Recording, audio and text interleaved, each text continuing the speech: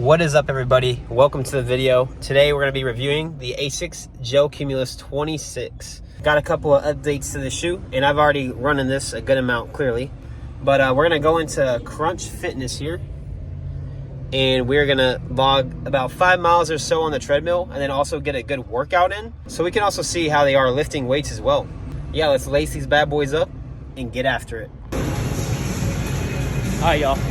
So we're in the gym. Logging miles on the Cumulus 26. See how they go.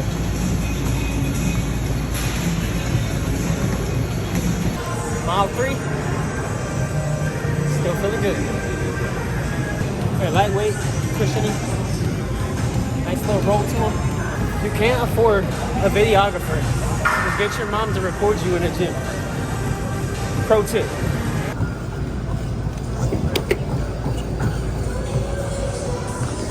Alright, y'all, so quick 5 miles on the treadmill. Just cruising. Cumulus felt really good. So now we're gonna do some weightlifting and see how they work out for that. Let's get it.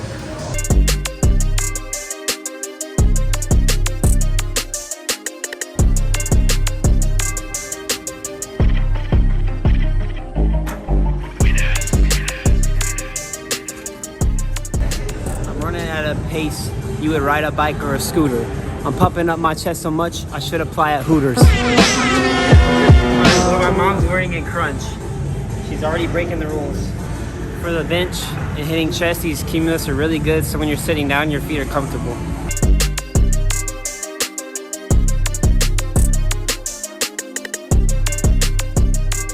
All right, y'all, so me and mom hit up Crunch. We got in our workout. Did you just sauna the whole time? Dang, she saunaed for like no, 2 hours straight. No, but I also got out and listened to stuff on my phone.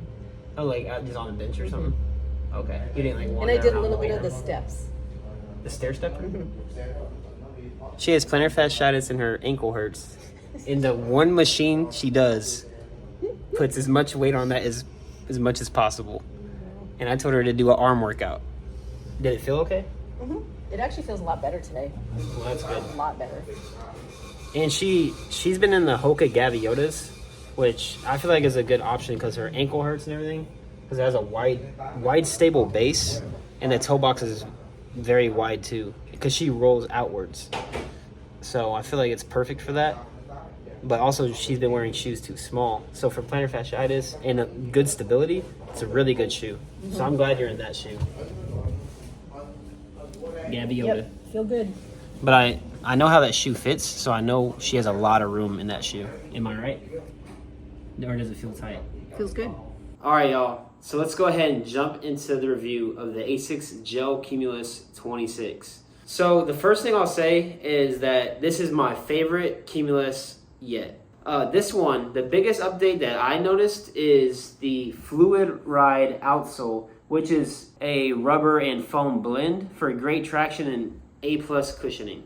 I don't know about you guys, but the first thing I thought when I saw this is the Hoka Mach, because I didn't really see many other brands with a rubber foam outsole except for the Hoka Mach, and that was such a popular shoe. So it definitely is a good thing. So yeah, less actual rubber on bottom and more of that Fluid Ride rubber foam blend. And then as usual, you have the Fight Foam Blast Plus cushioning in the midsole, and you still have the pure gel technology in the heel as you do with the Nimbus, Kayano, etc. And then the fit of the upper is just different because, if you ask me, they pretty much completely changed the shoe except for keeping the cushion the same. So the first thing I really enjoyed about this shoe is that it was super lightweight, but had really good padding. You can compare this shoe to a Brooks Ghost, and that shoe is going to be a lot firmer. This one with the same amount of cushioning, but with the Fight Foam Blast Plus and the Fluid Ride outsole,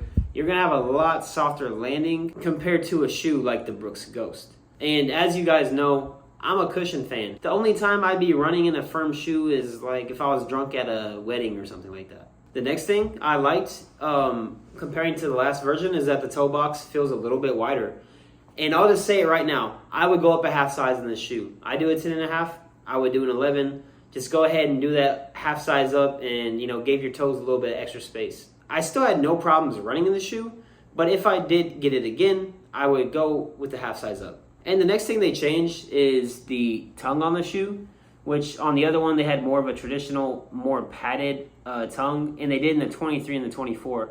This one, they kind of added that ASICS Nimbus tongue up top. So very thin, but a more stretchy feel that also is an addition to being super lightweight. So let's go ahead and talk about what I'd use this shoe for and who it would suit best. I think that if you're a neutral runner, you don't roll inwards and pronate too much, and you don't really plan on running like super far, like, a 20 miler, which, don't get me wrong, you can absolutely do it in this shoe. But I would recommend a shoe with a little bit more padding, such as the Nimbus. And just like earlier, I'm going to do around a 5-mile run in this shoe, and I would take it up to 15 max. Well, that's not true. I would probably run a marathon in this shoe. However, I would prefer a shoe with more cushion past 12 miles. So if you're a beginner runner that needs a neutral shoe, you have a pretty narrow foot, and you're not going to be running a marathon in it, I think this shoe will be great for you. Especially if you want cushion, but you also don't want it to be too heavy. And coming in at $140, I feel like this shoe is a really solid option. Personally, I'd bump it up $20 to go ahead and grab a Nimbus. If you're a stability runner, the equivalent to this shoe is the ASICS GT2000. And it's definitely an easy one that you could have in the rotation and not have to worry too much. I would say a lot of the shoes that are $140 are on the firmer side. So this one's going to take the shock off your knees and hips a little bit better than some of those options, such as the Brooks Ghost. So yeah, that's really my thoughts on it. It's a shoe that is soft, and this outsole comparing to a shoe that has traditional rubber on bottom. In the back of my head, I'm like, I don't know if it's raining outside, if this would be my first pick. I didn't run in the rain too much in this shoe, and if it was pouring rain outside, it wouldn't be my first option. In that case, I would do a shoe that has more tread on bottom. But other than that, I'm pretty happy with this shoe. Cutting down where they could to make it a lot lighter, such as the tongue and the outsole. For your solid daily trainer, that's something that you definitely want to look for. So yeah, guys, I'm just keeping it light and simple for this review. Those are the things that I like about this shoe, and I'm not going to overcomplicate it. I give it a solid 8 out of 10, and I think it's a great buy for anyone that's looking for a good shoe just to get out there and get active. I did weightlift in this shoe, not only today, but also when I ran a marathon on the treadmill. You can watch the video up here. I was flipping tires and everything afterwards. And all the weightlifting was all in this shoe. For a gym/running shoe, it's a good pick, man. You should add it to your arsenal. But yeah, guys, I really appreciate you watching. If you have any thoughts, leave them in the comments. And if you want to stay up to date with new content, make sure you hit that subscribe button. I really appreciate y'all watching. Have a great rest of your day. Peace out.